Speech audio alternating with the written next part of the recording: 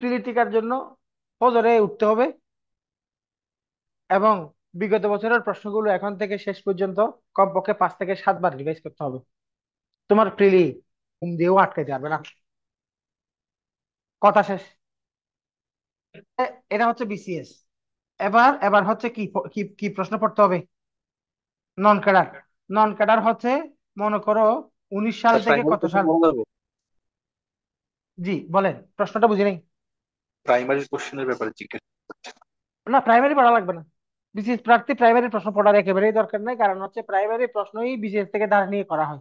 আর একটা ব্যাপার আছে, প্রাইমারি প্রশ্নের মধ্যে আপনি স্ট্যান্ডার্ড প্রশ্ন পাবেন না। স্ট্যান্ডার্ড প্রশ্ন পাবেন সর্বোচ্চ 3 বছর। কারণ হচ্ছে যখন এর আগে, করোনার আগে তো প্রাইমারিতে ইন্টারমিডিয়েট পাস মেয়েরা পরীক্ষা দিত। তো ইন্টার পাস মেয়েরা যেহেতু মহিলাদের যোগ্যতা ছিল ইন্টার পাস, এই জন্য ওখানে প্রশ্নের লেভেলটাও ওই লেভেলের ছিল। ওই লেভেলের প্রশ্ন বিসিএস আসবে না, বুঝতে পারছি। তবু ইংরেজি কিন্তু মুখস্থ করবেন না। ইংরেজিতে প্রিলির নাম্বার আপনি আমার ক্লাসগুলো করলে পেয়ে যাবেন। আমি তো সবসময় এই কাজটা করি। শেষ দিকে এসে খুব সিরিয়াস হয়ে গুছিয়ে দিই অধ্যায় ভিত্তিক, ধরে ধরে অধ্যায় ভিত্তিক, মানে জাস্ট ক্লাসগুলো করবেন এবং প্রত্যেক ক্লাসে আমি যে এমসিকিউ গুলো সলভ করাচ্ছি ওই জিনিসগুলো আপনি বুঝে সামনে আগাবেন। হুম। আমি প্রথমে 10 মিনিট কথা বললাম, এই 10 মিনিটের মধ্যে কি কি টাইপের প্রবলেম আসবে কি এবং ওই প্রবলেম গুলো কিভাবে সলভ করবেন ওটা নিয়ে কিছু কথা বললাম। তারপরে অনেকগুলো এমসিকিউ এখানে ওপেন করলাম। ওপেন করে একটা সমাধান করব, আমার কথাগুলোর সাথে এমসিকিউ সলিউশন করার কথাগুলোর সাথে আমি ম্যাচ করে দিব। ক্যাডার নন ক্যাডার প্রশ্নগুলো পড়ার সময়ে ওখানে আপনার অনেকগুলো বিষয় ক্লিয়ার হয়ে যাবে এবং ক্লিয়ার করে নিতে হবে। কিছু জায়গা আছে যে জায়গাগুলোতে এ, এই প্রশ্নগুলো পড়ার বাইরে আরো পুরাতন প্রশ্ন জোগাড় করে পড়তে হবে। এটা নিয়ে আমি কথায় আসবো। তাহলে আগে বলেন, এই যে আমাদের কাছে দশম থেকে 46 এবং 2019 সাল থেকে 24 সাল, এই প্রশ্নগুলো জোগাড় করার জন্য কোনো আলাদা শ্রম দেওয়ার দরকার নেই। জব সলিউশনে যে প্রশ্ন আছে ওগুলোই, বুঝতে পারছি কিনা? যে কোনো একটা ইভেন পুরাতন বইয়ের দোকান থেকেও নিতে পারেন। আর নতুন মনে করেন 2023-24-এর প্রশ্নগুলো রিসেন্ট জব সলিউশন অনেকে বের করে ওখান থেকে নিবেন, ওরকম। এখন আপনার স্বাভাবিক যে পড়ার রুটিন, স্বাভাবিক পড়ার রুটিনের বাইরে গিয়ে এই কাজ করতে হবে। এই কাজ করতে হবে, তাহলে এটা পড়ার নিয়ম হচ্ছে এখানে টোটাল প্রশ্ন কয়টা আপনি একটা পরিকল্পনা করবেন। টোটাল মনে করেন আপনার কাছে টোটাল আমরা 50টার বেশি হবে। মনে করেন কয়টা প্রশ্ন? 60 সেট, 60 সেট প্রশ্ন। তাহলে 60 সেট প্রশ্ন পড়ার নিয়ম হচ্ছে একদিনে 1 সেট প্রশ্ন পড়বেন। মানে প্রথম দিকে একটু কষ্ট হবে, কারণ আপনি সাম্প্রতিক থেকে শুরু করে পুরাতন দিকে যাবেন। পুরাতন থেকে শুরু করে সাম্প্রতিকের দিকে আসবেন না, মানে একেবারে 46 থেকে শুরু করে পেছনের দিকে যাবেন। বলেন, তাহলে আমাদের কাছে টোটাল কয় সেট? 60 সেট। তাহলে 60 সেট প্রশ্ন আমরা সমাধান করব কিভাবে?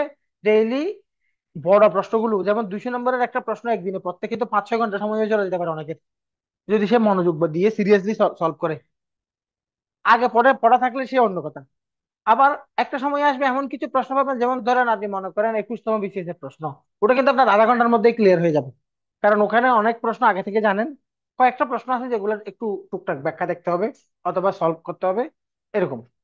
তো এই জন্য তাহলে আমাদের কাজ হবে প্রতিদিন ঘুমোতে যাওয়ার আগে অথবা ঘুম থেকে উঠে ডেইলি 1-2টা প্রশ্ন সলভ করা।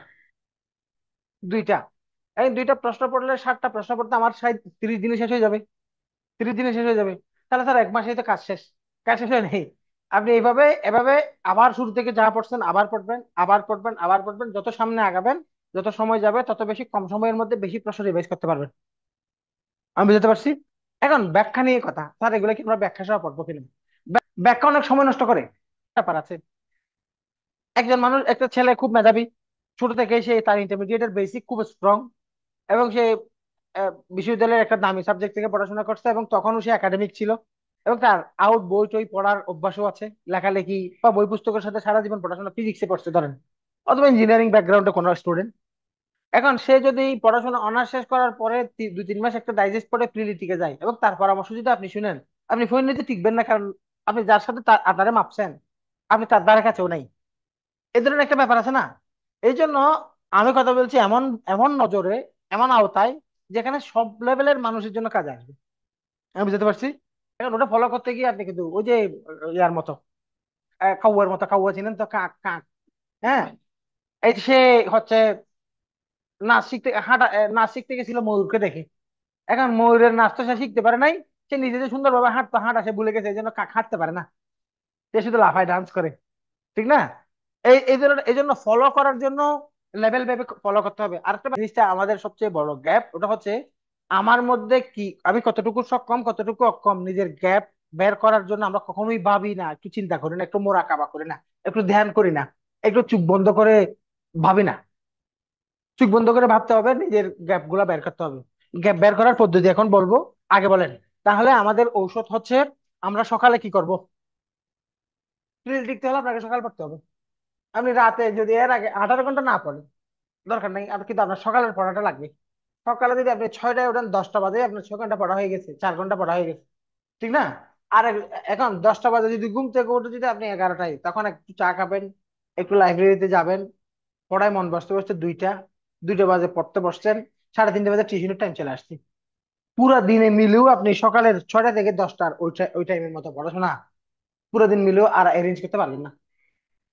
প্রিভিয়াস কোয়েশ্চেনের থেকে দুইটা লাভ, একটা হচ্ছে প্রিভিয়াস কোয়েশ্চেন থেকে সরাসরি আসবে, কথা বলছেন? আপনি তো আপনার প্রস্তুতির এটা একটা পার্ট বলছি মাত্র, আমি ডেইলি 2 ঘন্টার কাজ বলছি, ডেইলি তো আরো 10 ঘন্টার কাজ আছে, কথা বলতে পারছি?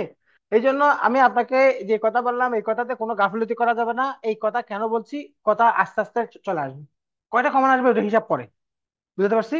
তাহলে আমরা এ, আমাদের পড়াশোনার এখন থেকে গুরুত্ব দিতে হবে কোন জায়গায়? বিগত প্রশ্ন। বিগত প্রশ্ন পড়ার ধরন হচ্ছে, আমরা ব্লাইন্ডলি মুখস্থ করতে যাব না। এখানে অনেকে আমাকে প্রশ্ন করবে, স্যার আমি যখন প্রশ্ন পড়তে বসছি, একটা প্রশ্ন শেষ করতে আবার পুরো 2 দিন চলে গেছে। আপনি এগুলো মুখস্থ করতে যাচ্ছেন কেন? আপনি এগুলো পড়ে পড়ে আগায় যাবেন। আমি বুঝতে পারছি কিনা? যেখানে একটু মনে রাখার মতো দরকার হবে, ওখানে প্রশ্নটাকে আপনি ইনস্ট্যান্ট 2-3 বার একটু পড়বেন। আমি বুঝতে পারছি। অনেক সময় ব্যয় করা যাবে না, আপনার টার্গেট প্রতিটা পড়া, সকালে পড়াশোনা শুরু করবেন, প্রশ্ন সলভ হোক, যে কোনো বিষয়ে পড়া, যখন পড়া শুরু করছেন, পড়া শুরু করার আগে পড়া শেষ করবেন এবং কতটুকু পড়বেন এটা প্ল্যান করবেন।